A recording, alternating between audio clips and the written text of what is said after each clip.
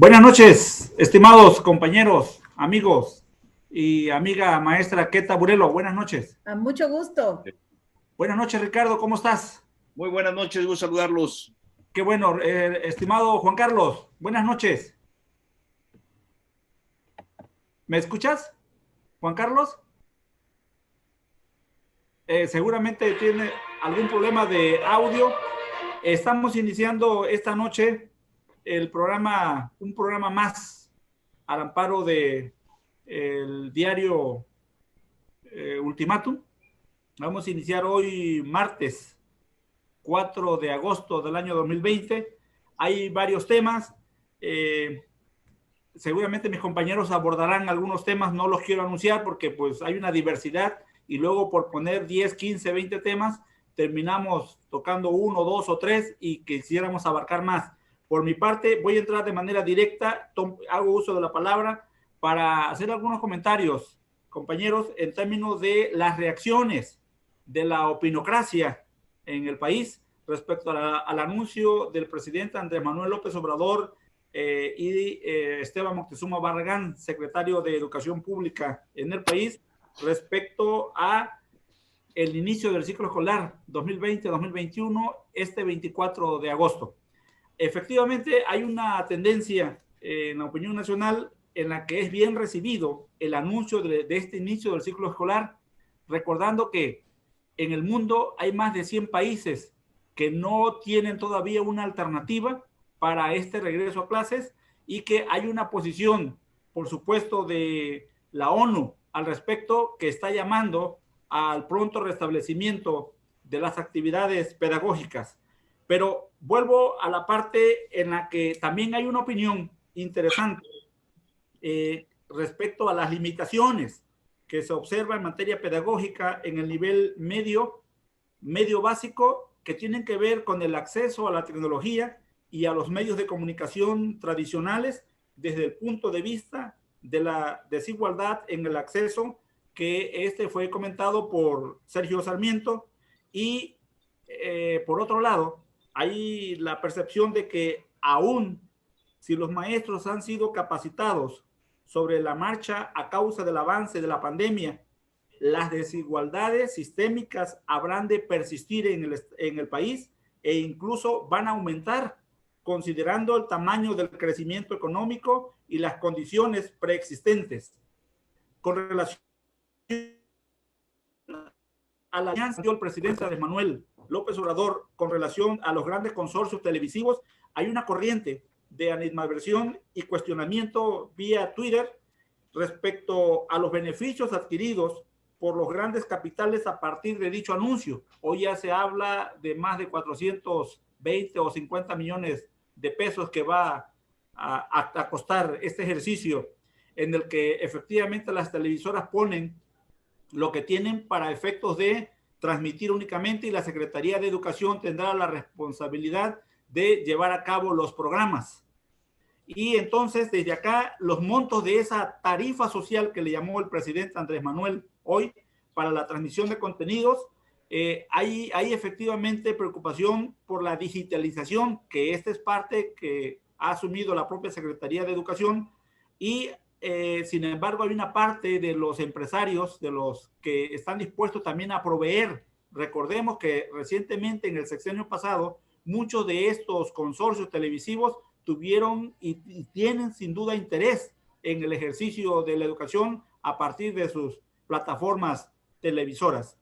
De suerte entonces que si recordamos a mediados de julio, Antonio Guterres, secretario general de la ONU, había señalado que el cierre de escuelas en más de 180 países alrededor del mundo afectó en el ciclo escolar que terminamos a medias a por lo menos 1,000 millones de estudiantes, y lo califica la ONU en término oficial como una catástrofe generacional que podría afectar el potencial humano y socavar décadas de progreso y exacerbar las desigualdades enquistadas. Yo quiero, para darle las palabras, quiero mencionar que aquí efectivamente tenemos el reto de las maestras y maestros mexicanos para efectos de capacitarse y mejorar sus habilidades docentes manteniendo unida a las comunidades educativas. Sin embargo, habría que recuperar que la Coordinadora Nacional de Trabajadores de la Educación, en voz de sus secretarios generales de las secciones 9 de la Ciudad de México y la 18 de Michoacán, ya alzaron la voz con relación a que ellos no fueron tomados en cuenta y que únicamente se les está considerando como meramente en términos del papel de operadores, y hacen alusión a que efectivamente hay carencias de conectividad. Por su parte, el CENTE ha manifestado y se ha declarado a favor de las instituciones y en apoyo abierto al presidente Andrés Manuel López Obrador. Me gustaría, para no saturar mi participación, que en otro momento pudiéramos hablar del caso de la coordinadora y del caso CENTE, de lo que implica para nuestro estado de Chiapas. Entonces, maestra Queta, por favor. Sí, pues el caso de la CENTE, ¿verdad? Que pues se originó en Chiapas, precisamente, ¿no? Hace 40 años. Hace 40 años, ¿no? Es una organización que trascendió los límites del estado, pero sin embargo, Oaxaca, Chiapas, Guerrero, hemos sido los más afectados por los movimientos de la CENTE y que merece todo un programa destinado a su análisis. Hay unos números muy interesantes, ¿verdad? López Obrador señaló, el presidente, que se dará todo el apoyo a los maestros, que no se ha dejado de pagar los sueldos de los maestros y una serie de señalamientos en torno a las facilidades que se les ha dado a los maestros en este tiempo del COVID. Y además Esteban Moctezuma señaló que 150,000 maestros han sido basificados y que con ello se rompe un récord en el tema de basificación. Y que por otra parte se pagará a las televisoras 450 millones por operar toda esta parte de los programas educativos que se impartirán a través de las televisoras. Se señala que calcularon 15 pesos por alumno, más o menos está el cálculo, y entonces es lo que se les dará a las televisoras, porque cuando se habló de un pacto, yo dije, pues esto no es gratuito, me sorprendió, ¿verdad? Claro. Que las televisoras sean tan generosas que en un momento dado brinden sus instalaciones y parte de su tiempo, que yo creo que va a ser un buen de tiempo, y no sé en qué hora serán, por la mañana, serán por la tarde, las horas que se destinarán a los programas educativos, pues no iba a ser gratis, y ahí está ya la nota, ¿verdad? De lo que las televisoras están cobrando, y que también las radios, por ejemplo, el IMER, que es muy importante, ¿no? Y el INPI, perdón, el INI, lo que era el INI también tiene un buen de radiodifusoras, impartirán clases en lenguas en diferentes estados que así se requiera. Entonces es un proyecto muy ambicioso que, si tiene éxito, pues yo creo que podría replicarse en otro momento para poder llegar a comunidades donde se dificulta acceder que a los estudiantes se les dificulta acceder a contenidos educativos más modernos, con otra tecnología. Entonces creo que esta es una oportunidad que tiene el Estado de poder crear un modelo diferente de educar, ¿no? Pero mientras tanto, dado que es un programa novedoso, lo novedoso también encierra un peligro de que pues muchos docentes no estarán preparados para ello, ni tampoco ni los alumnos, ni los padres de familia. Hay mucho temor a lo que viene en el sentido educativo, porque tal vez tengamos un año perdido en materia de educación, y eso nos va a pesar mucho, ¿no? Entonces, es difícil. De acuerdo, tiene usted toda la razón, maestra Queta. Efectivamente, estos son parte de los retos y los desafíos que vamos a tener como país. Estimado Ricardo, ¿cómo ves? Pues yo creo que sí, efectivamente es un programa que, como su nombre indica, es un programa emergente porque se tomó esta decisión ante la imposibilidad de saber o adivinar cuándo llegará finalmente el semáforo verde y poder garantizar el regreso a clases en condiciones, el regreso a las aulas, diría yo, en condiciones totalmente satisfactorias para los alumnos. Pero al mismo tiempo creo que sucede que la misma pandemia y la crisis que estamos viviendo está obligando a que cambien muchas formas, no solo de producción y de comercio, sino que también de educación. Y aquí también algo que, por supuesto, es un experimento, no sabemos cuál va a ser el resultado, eh, pero va a tener implicaciones en muchos ámbitos. Por un lado, creo que va a demandar la participación activa de los padres en la educación de sus hijos, algo que se había estado dejando de lado por miles de razones, a veces por cuestiones económicas y demás. Incluso se está anunciando que va a haber una proyección que la proyección de clases va a ser matutina, pero va a haber una repetición vespertina para permitir que aquellos padres que trabajen puedan estar al pendiente de sus hijos. Y bueno, en el caso de que falten los padres, pues posiblemente habrá algún tutor, algún familiar que ayude a los jóvenes, sobre todo a los de la educación primaria y tal vez secundaria, a poder tener la disciplina necesaria para seguir sus clases por televisión. Por otro lado, el cambio de tecnología, por supuesto, y creo que es gratuito el grito de alerta, pero más creo que de alerta, de terrible preocupación que lanza la CENTE ante las nuevas tecnologías, porque implica una nueva relación del Estado y los maestros y los educandos.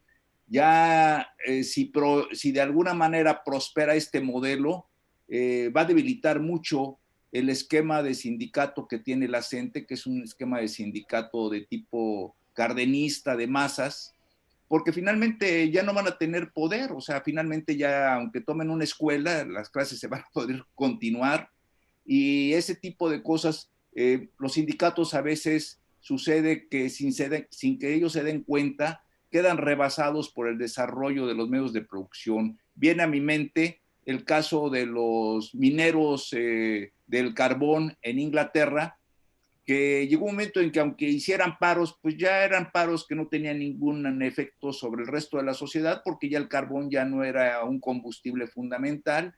Y también en el caso del periodismo, acuerdo mucho del Sindicato Nacional de Linotipistas, cuando los periódicos se hacían a través de los linotipos, que son como una especie de máquinas de escribir grandes para las antiguas rotativas que eran de presión. Entonces ellos eran los encargados de fundir los tipos y demás. Este era un sindicato muy poderoso, y ellos no se dieron cuenta cuando su trabajo dejó de ser esencial, y la última vez ya con el offset y otras formas de impresión en los periódicos, la última vez que quisieron hacer huelga en el caso de México, pues los dejaron hacer huelga y los dejaron que ahí se aburrieran con su huelga. Esta situación puede también alterar en forma significativa la relación del Estado con los sindicatos de maestros de alguna manera, y por lo demás, creo que también cambia la forma de la enseñanza, porque ya el hecho de construir escuelas y ese enorme problema que tenían siempre las autoridades de llevar las aulas hasta el último rincón o establecer escuelas de educación primaria y secundaria en lugares a veces inaccesibles, pues a partir de este primer paso se puede avanzar. Por supuesto, lo ideal es de que en el futuro inmediato, tal vez después de la pandemia o incluso sobre la marcha, se cambie de la transmisión de clases a través de la televisión abierta y la radio, por los medios digitales y el cómputo. Entonces creo que es un interesante experimento. Gracias, estimado Ricardo. Juan Carlos, ¿cómo estás? Buenas noches, te estaba saludando, pero nada más veía tu imagen. Sí, tenía un problema de audio, perdón, pero ya estamos aquí. Adelante, hermano. mañana voy a publicar un texto que luego me arrepentí de enviar, pero pues ya lo mandé, ya ni modo. Precisamente sobre el regreso a clases y la manera distinta en que ha enfrentado la educación privada, el problema, porque primero las universidades, el TEC de Monterrey y luego otras, se adelantaron al gobierno porque ya traían esquemas de educación en línea o semipresencial. Y luego las escuelas particulares, digamos, en ciertos segmentos de la sociedad, más no tanto desde el punto de vista de clases medias urbanas como más bien de sectores urbanos, donde de alguna manera la tecnología que ya están acostumbrados a utilizar muchos niños se adaptó, digamos. Entonces, a mi experiencia personal, porque nosotros tuvimos que hacer eso en el colegio que tenemos, fue que los maestros dieron 5 horas durante todo el proceso, hasta que concluyó el ciclo escolar, hasta de educación física. Me llamó mucho la atención, porque ponían a los niños en casa a hacer ejercicios. Entonces, y hay un dato que no podemos subestimar, la televisión abierta prácticamente ya no la ven las nuevas generaciones. O sea, así como se ha ido desplazando el cine y se han ido desplazando otras cosas, pues los jóvenes y los niños ya no ven televisión abierta. Si quieren ver un programa, lo ven retransmitido a través de redes sociales, pero prácticamente la tecnología es diferente ahora. Entonces, como bien señala hace rato, Queta decía, pues esto es un paradigma para la educación. Dentro de los muchos aprendizajes, vamos a tener que reaprender y convertir esta amenaza en una oportunidad. Yo creo que el gobierno intenta hacer un esfuerzo para ver cómo evitar que los niños pierdan el ciclo escolar, más allá de que si va a pagar o no a las televisoras. Yo, desde el principio de la pandemia, yo siempre he estado en contra de que el gobierno, y fíjense que es una posición que no es muy común en mí, de que el gobierno haya desde Fox cedido los espacios de las concesiones televisivas, que antes eran del 20%, y se los fueron quitando hasta que el gobierno terminó pagando por publicidad en las televisoras cuando era una parte que le correspondía. Lo hubieran hecho también con una campaña preventiva intensa del COVID, dado que la gente sigue teniendo un alto rating todavía, no los niños, pero sí de cierta edad para arriba, siguen teniendo un alto rating. Yo con que quitaran a Laura Bozzo me daba por satisfecho de la barra de programática, ¿no? Ahora se retiró el canal de Chespirito, que ha generado mucha polémica, porque pues no educan y son los de alto rating, ¿no? Entonces, ¿qué es lo que yo creo que debe de suceder? Evidentemente hay escuelas que no tienen ni piso, no tienen ni internet,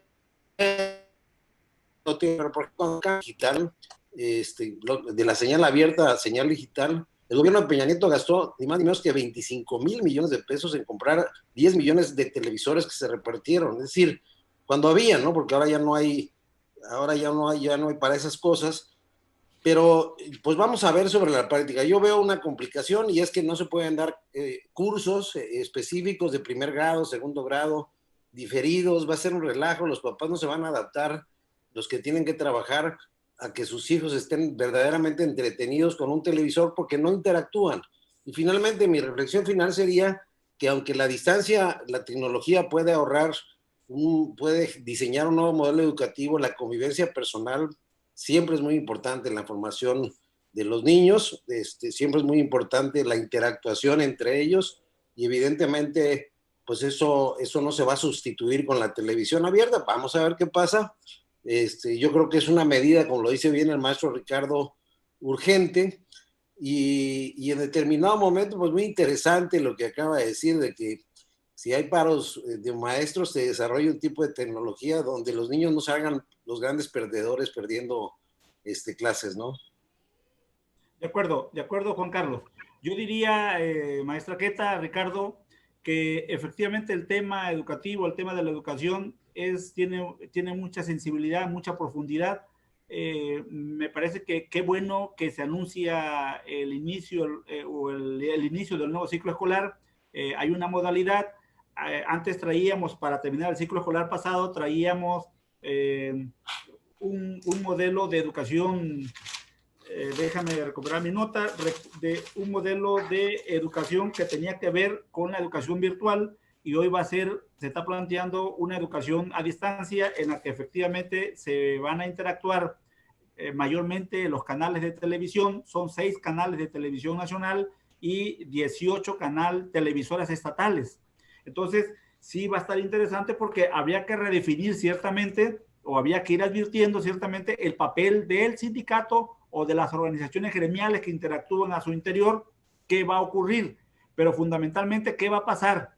Y es un tema que había que irlo revisando, qué va a pasar con la escuela mexicana, qué futuro tiene la escuela mexicana a partir justamente de esta educación a distancia, y qué papel, qué rol van a jugar ahora los maestros en esta televisión a distancia o en esta educación a distancia, a partir de que serán los padres, la madre o el padre de familia o los hermanos los que van a ayudar, porque va a ser un contenido en términos lineal que va a llegar, y que efectivamente los niños, los estudiantes, los jóvenes van a tener que hacer mucha situación en términos de habilidades tecnológicas para poder recuperar contenidos que van a ser evaluados. Y la pregunta es, seguramente tendríamos que esperar a las autoridades educativas estatales para que vayan haciendo un proceso de diseño de instrumentación para las maestras y los maestros, porque no basta con que el maestro o la maestra tenga su salario y sus prestaciones, sino qué rol van a jugar en esta nueva vía de educación. Sí, maestra Guetta. Sí, otro tema, el tema de la socialización, ¿no? Sobre todo en los primeros años de vida de los niños, ¿no? En el kinder y en la primaria, el niño necesita mucho esta interacción con sus compañeros y compañeras porque es parte de la educación, eso es muy importante. Y entonces esto se va a ver como perjudicado, ¿no? Ante la ausencia de esta convivencia. De este entonces, contacto, pues. De este contacto, sí, de este contacto entre los seres humanos que necesitamos tanto, porque el ser humano es esencialmente un ser sociable, ¿verdad? Un ser de relaciones. Y entonces los padres también necesitan mucho apoyo para el manejo de emociones, para el manejo de esta educación a los hijos que se va a ver pues desequilibrada, ¿no? Por ejemplo, en un niño de kinder, el hecho de que de repente ya no deje de ver a sus compañeros, le provoca regresiones, le provoca muchas veces volver a hacerse pipí en la cama, ¿verdad?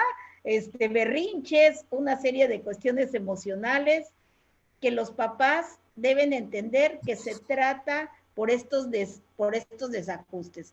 Entonces también los padres de familia deben recibir orientación al respecto para poder manejar este tipo de situaciones y para que ellos también fomenten la convivencia en la sana distancia y tomando las precauciones posibles con otros niños cercanos, vecinos, ¿verdad? Los amiguitos, que se fomente la convivencia con niños y niñas de su edad. Yo creo que son las primeras reacciones, los primeros acercamientos. Qué bueno que abordamos este tema. Creo que es, sobre todo tratándose de Chiapas, un país, ya lo comentábamos al principio, con 40 años de un ejercicio político sindical que ya lo conocemos, ya sea muy cerca o muy lejano, pero a través de los medios de comunicación sabemos qué ha ocurrido en Chiapas. Llevamos un retraso. México, entonces, estamos en 3 partes. Los estados del sur-sureste, el centro del país y el norte del país. En términos educativos hay diferencias cualitativas y cuantitativas que había que ir revisando. Pero, estimado Ricardo, sobre ese tema, y si quieres abordar un tema distinto. Bueno, sobre el tema tecnológico, pues tiene que ser una penetración gradual. Aquí, por ejemplo, yo me acuerdo todavía, fue nuestra generación, o sea, los que todavía fuimos de los baby boomers, que tenemos 60 y tantos años. Nuestra generación nos tocó la llegada de la televisión. Al principio, en muchos casos, nuestros padres no tenían dinero para comprar una televisión, pero no las arreglábamos para ir a casa de un vecino, etcétera. Había gente que incluso cobraba el derecho a ver la televisión módico, pero tenían una especie como de cine casero. Y posteriormente, a mí me han contado aquí en el caso de Chiapas que muchas personas tenían que viajar hasta donde está la torre de telecomunicaciones en San Cristóbal para poder ver la señal de alguna pelea que les interesaba ver o algún evento importante.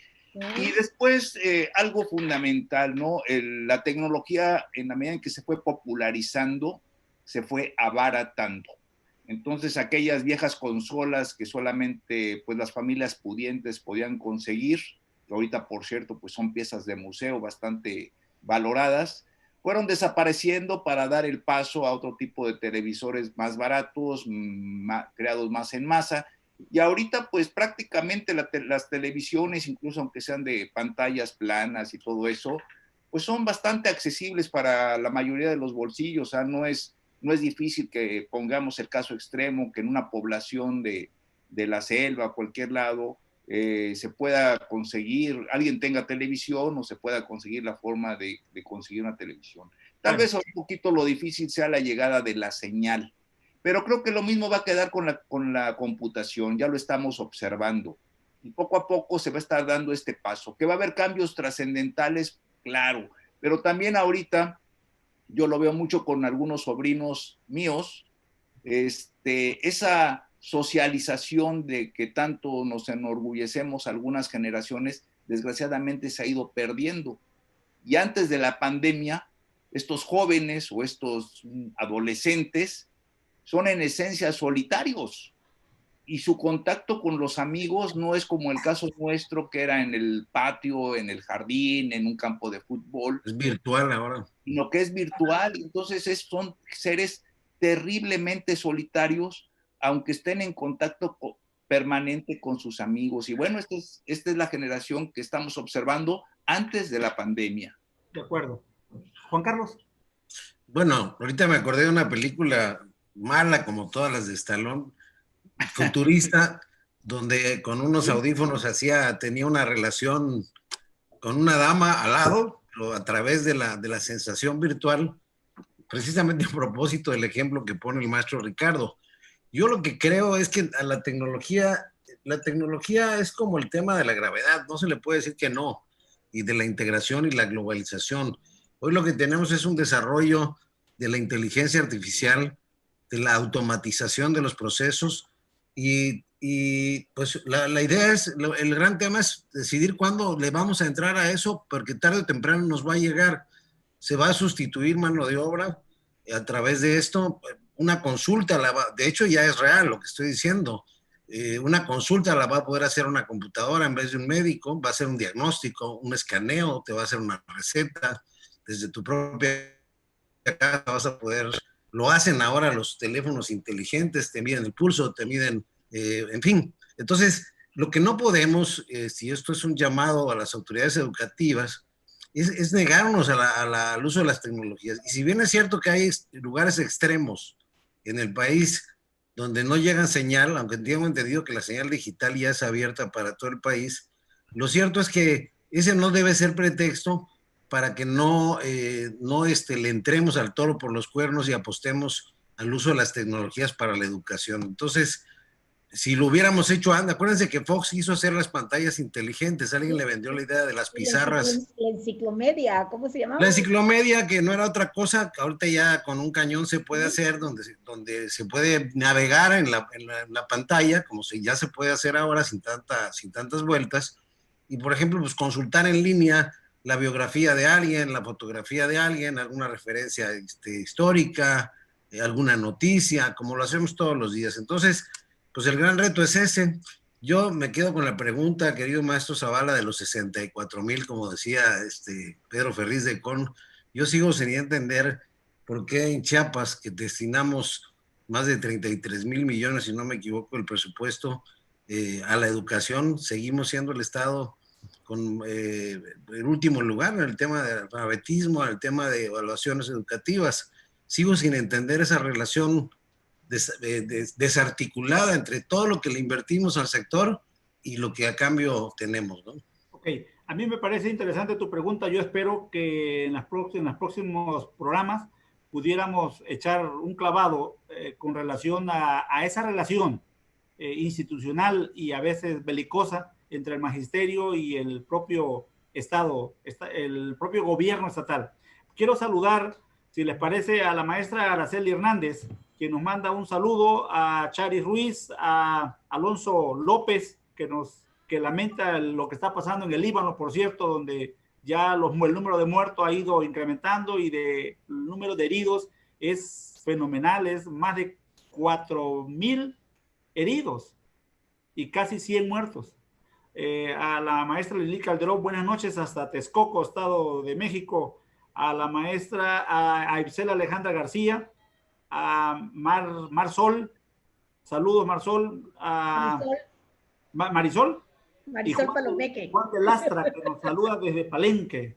Entonces, efectivamente, yo creo que este es un tema muy interesante por lo que implica para Chiapas, por lo que implica en términos de conectividad, pero tienes razón, Juan Carlos.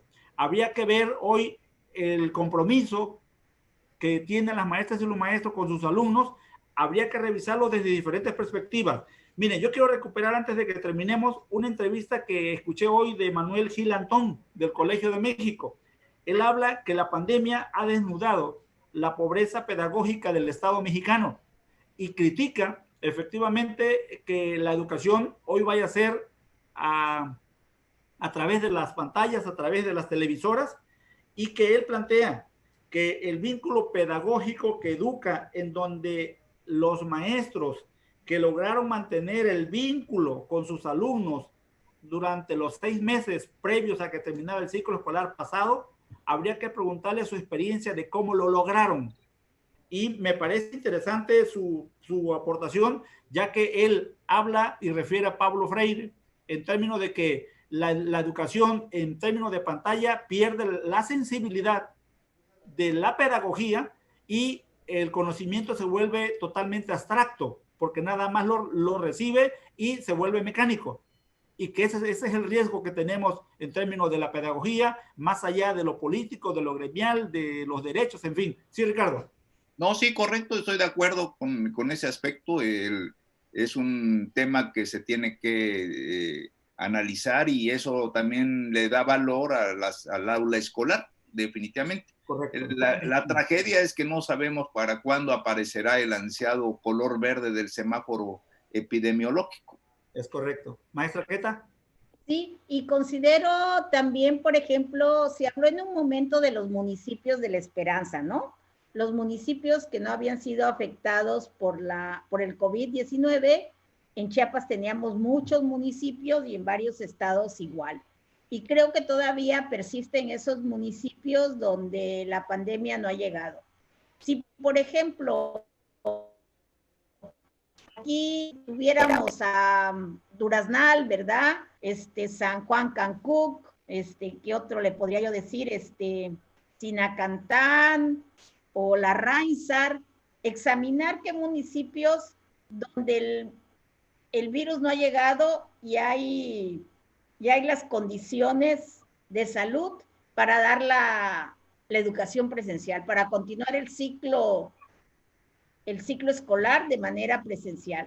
¿Por qué no hacer un análisis de ello y en los municipios donde es posible reiniciar las clases en forma presencial se abordara de esa manera, ¿no? Maestra Queta. Juan Carlos. Y sobre todo, más porque habría problemas de conectividad o de otro tipo de condiciones, ¿no? Es correcto. Gracias, maestra Queta. Juan Carlos.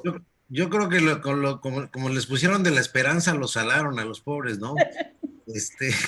Le va a venir a jalar. A mí, es que como ya no va a poder intervenir el maestro Ricardo, aproveché este último minuto para decir eso, pero sí quisiera agregar una cosa. Las grandes tragedias, pensemos en Hiroshima, Nagasaki, pensemos en la destrucción europea durante la guerra, han servido como grandes oportunidades para repensarse y replantearse. Ojalá que esto nos sirva en todo el planeta y particularmente en México para replantearnos un futuro mejor, ¿no?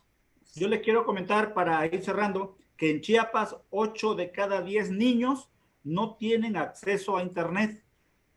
y efectivamente la ausencia de la presencia, la ausencia de la escuela mexicana en Chiapas está dejando a muchos niños, por ejemplo, sin alimento, que esa es otra variable importante porque sobre todo en educación básica hay municipios o hay condiciones sociales en las que ya los están empleando para el trabajo temprano.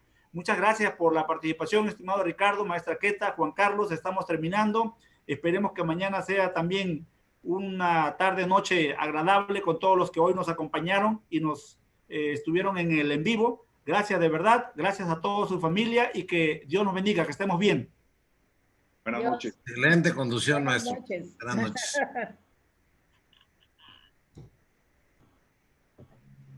Sí, es un tema, pero complicadísimo el de la educación. No le vayamos a poner el programa de la esperanza porque acaba en una semana este. Solo menciones. Te va a venir a jalar.